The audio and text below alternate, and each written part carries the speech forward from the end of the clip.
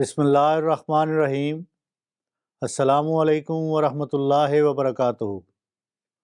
Programme عہد رفتہ کے ساتھ آپ کی خدمت میں حاضر ہوں۔ اس پروگرام میں ہم بر صغیر کے معروف حکمرانوں کا تذکرہ کرتے ہیں۔ آج کے پروگرام میں ہم سلطنت مغلیہ اور خاندان مغلیہ کا کچھ تعارف آپ کے سامنے پیش کریں گے۔ ناظرین محترم، مغل بادشاہ ظہیر الدین بابر نے 1526 میں پانی پت کے مقام پر ابراہیم لودھی کو شکست دے کر سلاطین دہلی کی حکومت کا خاتمہ کیا اور ہندوستان میں مضبوط مغلیہ سلطنت کی بنیاد رکھی، اور اس خاندان نے 300 سال سے زائد عرصہ تک ہندوستان پر حکومت کی، یعنی 1526 سے لے کر 1857 تک مغلوں کی بر صغیر میں حکمرانی رہی۔ مغل کون تھے اور یہ کس طرح ہندوستان پر حملہ آور ہو کر فاتح قرار پائے اور مستحکم حکومت قائم کرنے میں کامیاب ہوئے، اس حوالے سے آج کے پروگرام میں مختصر تعارف آپ کے سامنے پیش کیا جائے گا، اور اس کے بعد پھر اگلے پروگراموں میں مغل بادشاہوں کا تذکرہ آپ کی خدمت میں پیش ہوگا۔ مغلوں کا تعلق ترک قبیلہ مغول سے تھا۔ ترکوں کے دو بڑے قبائل تھے، جن میں ایک مغول اور ایک تاتار۔ مغول قبیلہ مغول خاں کی اولاد تھا، اور یہ قبیلہ چین میں آباد ہوا۔ دراصل ترکوں کا اصل وطن جو ہے وہ چین اور ماوراء النہر کے درمیان کا علاقہ ہے، جو کہ موجودہ چین کا صوبہ سنکیانگ یعنی کاشغر کا علاقہ اور سابقہ سوویت یونین اور موجودہ وسط ایشیائی ریاستوں کے علاقہ پر مشتمل ہے۔ اور اس علاقہ میں مختلف ترک قبائل جو بادہ نشین تھے وہ آباد تھے، اور ان میں سے جو مغول قبیلہ ہے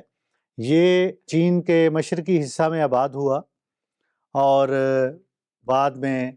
وہ مغولستان بھی کہلایا، اور آج کل اس کو منگولیا کہتے ہیں۔ ترکوں کا وطن مالوف جو ہے ترکستان ان کے نام کی مناسبت کی وجہ سے ہی معروف ہے، اور یہ آج کل کے جو علاقے ہیں ازبکستان اور کرغزستان وغیرہ، ان علاقوں پر ان مغلوں کی حکومت تھی، اور یہ برسر اقتدار تھے، اور آہستہ آہستہ یہ ان کا پھیلاؤ نہ صرف وسط ایشیائی ریاستوں میں ہوا، بلکہ یہ ایران، شام، عراق اور ہندوستان، اور پھر دوسری طرف سائبیریا تک یہ پہنچے ہیں۔ تو ان کا پھیلاؤ اس علاقے سے شروع ہو کر پھر ارد گرد ایشیا میں بھی اور یورپ تک انہوں نے استحکام حاصل کیا ہے اور اپنی حکومتیں کی ہیں۔ جو مغلوں کا ہم عہد بیان کریں گے جو کہ امیر تیمور سے شروع ہوتا ہے، یہ سمرقند میں اس کا دارالخلافہ تھا، یہاں کا حکمران تھا، اور اس سارے علاقے میں جو کہ وسط ایشیا کا علاقہ کہلاتا تھا، ماوراء النہر بھی اسے تاریخ کی کتب میں جو ہے وہ کہا جاتا ہے، اس علاقے پہ یہ حاکم تھا۔ اور امیر تیمور سے پہلے میں یہ بیان کرنا ضروری سمجھتا ہوں کہ ترکوں کا ایک حکمران قراخان جو ہے وہ مشرف با اسلام ہوا، اور اس کے خاندان کا جو زمانہ ہے یہ 4 صدی ہجری سے لے کر 6 صدی ہجری تک انہوں نے اس علاقے پہ حکومت کی ہے، سمرقند اور بخارا کے علاقہ میں، اور پھر ان کا پھیلاؤ مختلف علاقوں کی طرف ہوتا گیا ہے۔ ہندوستان میں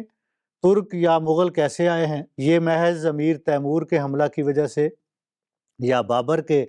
ہندوستان پر حملہ کی وجہ سے یہاں نہیں آئے، بلکہ ترکوں اور مغلوں یا منگولوں کا ہندوستان میں ان کی آمد صدیوں پرانی ہے۔ مختلف اوقات میں یہ ہندوستان پر حملہ آور بھی ہوتے رہے ہیں، اور ویسے بھی تجارتی حوالے سے بھی یا آباد کاری کے حوالے سے بھی یہ ہندوستان کا رخ کرتے رہے، اور پھر یہاں کی اقوام کے ساتھ یہ رچ بس گئے۔ اور آپ دیکھتے ہیں تذکرہ ہوا پہلے پروگراموں میں خاندان غلامہ کا، تو خاندان غلامہ کے جو بادشاہ تھے قطب الدین ایبک، التتمش، تغلق، بلبن، یہ سب جو ہیں یہ ترک لوگ تھے، یہ افغانی یا مقامی لوگ نہیں تھے یہاں کے، لیکن یہاں آباد ہو چکے تھے، لیکن یہ نسلاً یہ ترک تھے، اور ان کی آمد جو ہے یہ امیر تیمور سے بھی پہلے کے زمانہ میں یہاں پہ ہو چکی تھی۔ تو اس لحاظ سے ہندوستان میں مغل جو ہیں اور ترک اقوام صدیوں سے آنا شروع ہو چکے تھے اور اپنے پاؤں یہاں گاڑ چکے تھے، اور مقامی لوگوں کے ساتھ ان کی معاشرت ہونے کی وجہ سے یہ یہاں رچ بس چکے تھے۔ امیر تیمور یہ ایک ایسا نام ہے مغل خاندان کا، ان کا جد امجد بھی آپ کہہ سکتے ہیں حکمرانی کے لحاظ سے، اور یہ ایشیا کا عظیم فاتح تھا، اور فاتحین میں دنیا کے جو عظیم فاتح گزرے ہیں ان میں امیر تیمور کا نام بھی تاریخ نویسوں نے لکھا ہوا ہے۔ اور ہندوستان میں بھی دراصل جو مغلوں کی حکومت ہے اس کا اصل بانی جو ہے وہ امیر تیمور ہی تھا، کیونکہ اس نے 14ویں صدی کے آخر میں ہندوستان پر حملہ کر کے فتح حاصل کر لی تھی، لیکن یہ فتح زیادہ دیر تک نہیں رہی، اس لیے لیکن یہاں ان کی اپنی آمد کا اور فاتحانہ شان سے آمد کا جو ہے وہ اظہار امیر تیمور نے کر دیا تھا۔ امیر تیمور کے بارے میں مختصر میں یہ عرض کرتا چلوں کہ یہ 1336 میں مغربی ترکستان کے علاقہ کیش میں پیدا ہوا، اور کیش کو آج کل جو ہے سبز شہر کہتے ہیں، پرانا نام اس کا کیش یا کش تھا، لیکن آج کے دور میں اس کا نام سبز شہر ہے، اور یہ شہر آج امیر تیمور کی پیدائش گاہ کی وجہ سے، پیدائش کا شہر ہونے کی وجہ سے معروف سیاحتی مقام ہے۔ بہت سے لوگ اس لیے آتے ہیں کہ امیر تیمور کے مقبرہ اور اس کے شہر کی زیارت کریں۔ تو یہ شہر جو ہے ازبکستان میں ہے، یہاں اس کی پیدائش ہوئی، 35 سال کی عمر میں یہ تخت نشین ہوا، اور 36 سال تک اس نے حکومت کی ہے اپنے پورے علاقہ میں، اور اس دوران اس نے اپنی حکومت کو اس قدر وسیع کیا کہ فرغانہ اور سمرقند اور بخارا سے نکل کر شام، عراق، ایران، ہندوستان، سائبیریا، خراسان، ان سارے علاقوں تک امیر تیمور کی جو ہے وہ حکومت قائم ہو گئی تھی، اسی لیے عظیم فاتحین میں امیر تیمور کا نام لیا جاتا ہے۔ امیر تیمور کے بعد، اور یہ امیر تیمور کے بارے میں کتابوں میں جو نام اس کے آتے ہیں، تیمور لنگ بھی آتا ہے، اور تیمور گورگان کے نام سے بھی یہ مشہور ہے، اور گورگان داماد کو کہتے ہیں، اور کہتے ہیں کہ امیر تیمور جو ہے یہ شاہی خاندان والی لڑی میں سے نہیں تھا، کیونکہ انہوں نے تقسیم کیے ہوئے تھے کہ بعض بادشاہ بنیں گے، بعض سپہ سالاری کریں گے، کچھ دوسرے جو ہیں وہ امور سلطنت چلائیں گے۔ تو امیر تیمور اس لڑی میں سے نہیں تھا چنگیز خان کی، جو کہ جس نے حکومت کرنی تھی،